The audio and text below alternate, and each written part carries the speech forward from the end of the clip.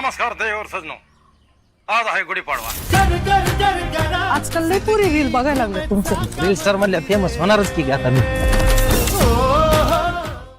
Reel star म्हटलं की आपल्या डोक्यात एक कॉन्सेप्ट येते, रील बनवणारा व्यक्ती. तर ही जी फिल्म आहे, ही फिल्म फक्त त्या रील स्टारच्या पर्सनल आयुष्याबद्दल आहे की त्यामध्ये काही ट्विस्ट पण आम्हाला बघायला भेटेल? म्हणजे त्याची थीम तुम्ही काय सांगू शकाल ऑडियन्सला? ट्विस्ट तर असणारच फिल्म मध्ये. ज्या पद्धतीनं तुम्ही टीजर पाहताय, हो, टीजर मध्ये तुम्हाला दिसतंय की ऍक्शन, ड्रामा, लव सगळं आहे फिल्म मध्ये, भरभरून आहे. सामान्य माणसाची गोष्ट आहे, जो की बाईकचा जो प्रवास आहे, म्हणजे सायकलवरून तो बाईक घ्यायचा विचार करतो त्याचं कुटुंब. आणि तीच गोष्ट इंटरेस्टिंग आहे. म्हणजे त्याच्यासाठी हप्त्यानं इन्स्टॉलमेंटनं बाईक घेणं, 10,000 रुपये डाऊन पेमेंट भरून एक 60-70 हजाराची किंवा 80,000ची बाईक घेणं, हे त्यांच्यासाठी, ती बाईक त्यांच्यासाठी मर्सिडीज सारखी अमूल्य आहे त्या कुटुंबाला. आणि त्याच्या त्या गरीब परिस्थिती, ती गाडी आल्यानंतर एक new member add to family आपण असं टाकतो कॅप्शन, नाही का, एखादी गाडी घेतली ते खरंच ती मेंबर आहे त्यासाठी.